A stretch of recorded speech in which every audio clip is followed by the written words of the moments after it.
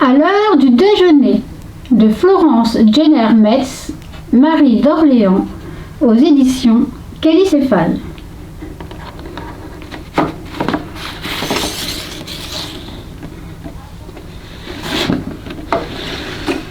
Le crapaud à 3 taches attend, immobile, au milieu de l'étang. C'est qu'il a faim, une faim de loup. Et ça, c'est énorme pour un crapaud. Il faut dire qu'il n'a pas mangé la veille. Rien d'appétissant ne s'est présenté à lui. Et puis, monsieur le crapaud à 3 taches est bien difficile. Il a le palais délicat. Il aime les mets raffinés, bien épicés, bien cuisinés.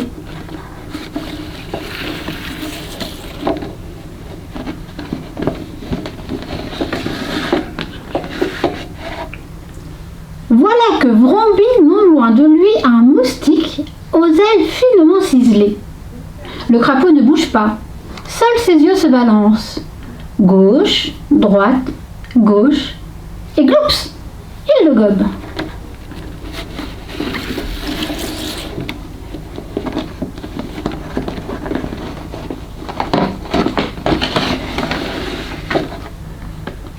Ah, mais non, s'écrie le moustique indigné, tu ne vas tout de même pas me manger, pas moi. Toi? Quoi? Pourquoi pas? Mais parce que je suis minuscule, microscopiquement minuscule. Je ne remplirai pas une dent creuse.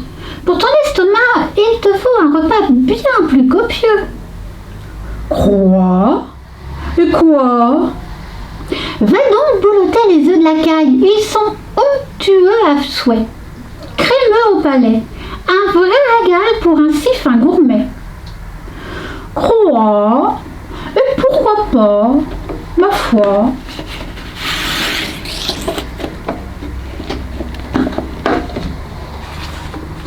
Le crapaud à 3 taches crachote l'insecte ailé et sautille jusqu'au nid de la caille.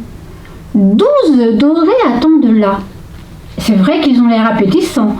Tout juste servis sur un plat d'herbes tendres. Un régal.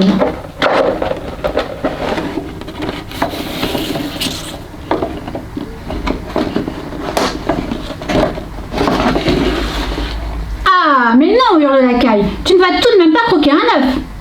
Moi? Quoi? Pourquoi pas? Mais parce qu'un crapaud ne mange pas d'œufs. Ça ne s'est jamais vu et ça ne se verra jamais. Et puis, la coquille est indigeste. Ça reste coincé en travers de la gorge. Quoi? Pouah! Va donc goûter au Ouistiti. Il y en a toute une tribu dans l'acacia. Ils mâchonnent je ne sais quelle feuille qui leur donne un goût des plus exquis. Le crapaud tend l'oreille. Les Ouistiti sautent dans les branches. S'ils sont aussi bons qu'ils grimpent aux arbres, alors il va se régaler. Pourquoi pas? Salut la caille et merci du conseil. Croix.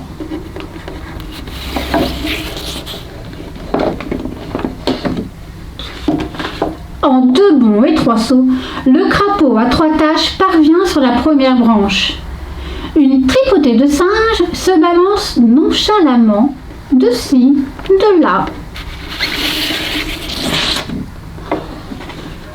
Ah, mais non, ne me dérange pas, s'énerve un Ouistiti. Tu vois bien que je suis occupée. Quoi? Tu fais quoi, toi? Je déguste des poux, ça ne se voit pas? Des poux? Bah, très peu pour moi. Je ne te mangerai pas. Encore heureux, l'ami. Va donc voir plus haut. Sur la plus haute branche, le hara aux plumes légères attend sûrement que tu passes. Il paraît qu'il est d'un raffiné. Quoi? Pourquoi pas? Ma foi.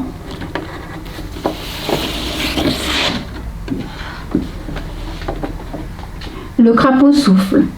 C'est haut, si haut le haut de l'arbre. Mais là, quel spectacle! Un bel oiseau de toutes les couleurs lisse ses plumes ondoyantes. Il ne fait même pas attention au crapaud à 3 taches qui s'approche, béat. C'est toi, le hara? Quoi? Moi? Mais oui, ça ne se voit pas.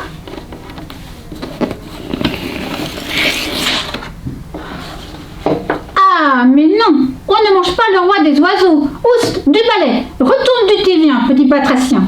Tu y trouveras sûrement un bon repas.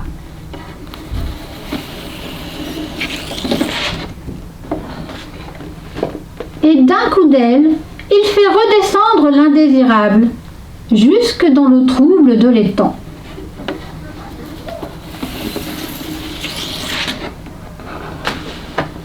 Au milieu de l'étang, calme et immobile, le crocodile attend. Seuls ses yeux jaunes se balancent, gauche, droite, gauche. Le crapaud à 3 taches se réjouit. Le crocodile est de belle taille et il en aura au moins pour le déjeuner et le dîner.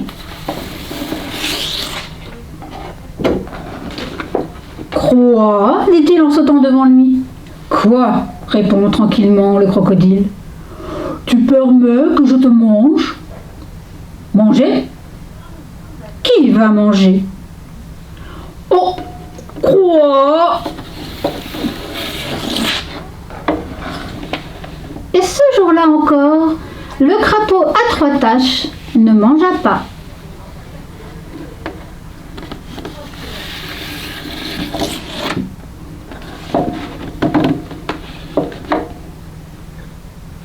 C'était à l'heure du déjeuner de Florence Jenner Metz et Marie d'Orléans. Le cirque Saperlotte. Texte et illustration de Dorothée Dunz aux éditions Calicéphale. Je ne m'ennuie jamais, j'ai un cirque dans ma tête. Dès que j'ai un moment, je m'évade, je m'exerce et j'ai toujours un numéro à préparer. On m'appelle Saperlotte.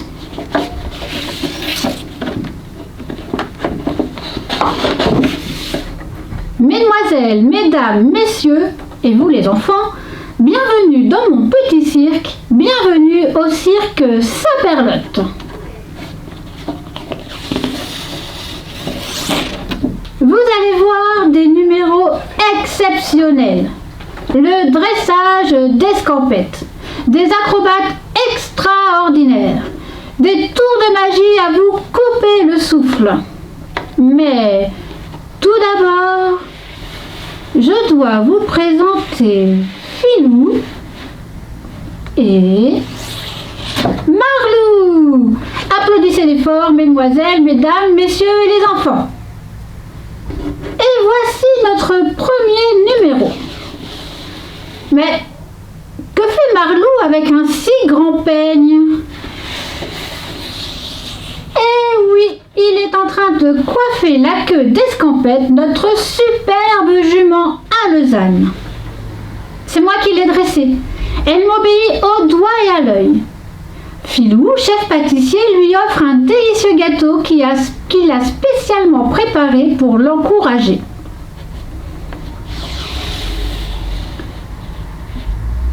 Escampette s'apprête à sauter. Vas-y, saute Escampette. C'est Marlou qui tient le cerceau. Mais il est en équilibre sur un ballon. Attention Marlou, Filou va shooter. Aïe, aïe, aïe. Eh oui, pauvre Marlou, tu t'es pas fait mal au moins. Et voilà encore plus difficile pour Escampette. Elle brave le feu, saute à travers le cerceau en flammes. Bravo Escampette! Mais qui tient le cerceau? C'est Filou qui l'a accroché à sa canne à pêche. Applaudissez-les fort, mesdemoiselles, mesdames, messieurs, et vous les enfants. Est-ce un fouet que notre ami brandit de sa main droite? Non, Filou, n'attrape pas Escampette avec ton lasso. Regarde comme elle saute à la corde. Et en rythme, c'est Marlou qui l'accompagne.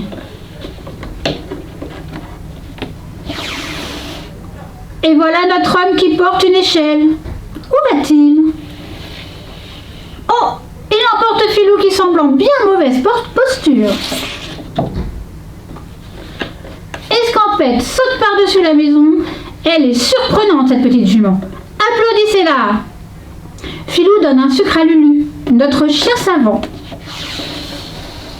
Mais que tient-il au bout de cette badine? Oh, une carotte. Pour qui? Escampette, mais que t'arrive-t-il? Comme tu as changé? la voilà qui vient saluer. Elle sort de la piste en marchant sur ses pattes arrière. Un vrai numéro de haute école. Au revoir Escampette et encore un grand bravo à la jument bondissante.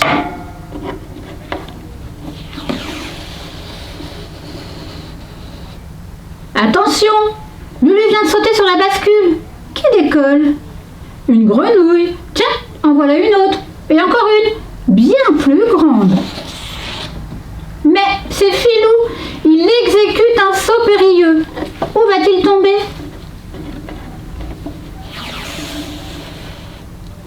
Eh bien Lulu, qui vient de sauter de ce tremplin? Encore des grenouilles? Mais non, c'est Marlou. Il vole, attention!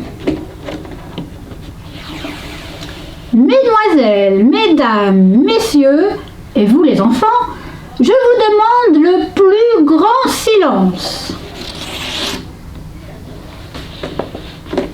Quelle belle pyramide! Applaudissez nos talentueux acrobates, ils l'ont vraiment mérité. Et maintenant, regardez bien ce chapeau haut de forme. Il n'a rien de particulier, comme vous pouvez le constater. Un simple chapeau vide. Et pourtant, Filou a sorti son filet à papillon. Que veut-il attraper? Oh, une cigogne qui sort du chapeau! Que dis-je? Deux cigognes. Marlou, Filou, je pense que vos filets sont un peu trop petits.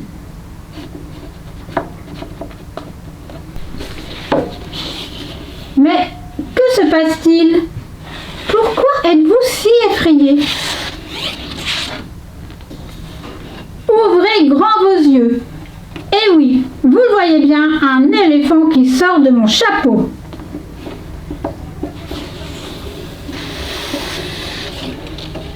Filou et Marlou se sont réfugiés tout en haut des poteaux. Hélios est pourtant un éléphant très pacifique. Il ne lui viendrait pas à l'esprit de s'attaquer à deux petits clowns.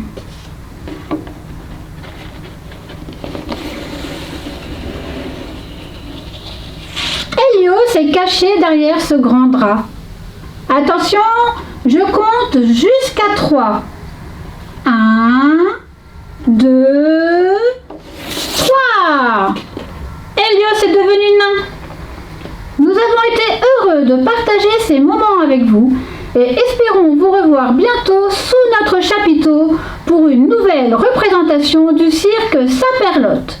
Mesdames, mesdemoiselles, messieurs, et vous les enfants, au revoir et à bientôt au cirque Saperlotte. C'était le cirque Saperlotte, texte et illustration de Dorothée Dunz.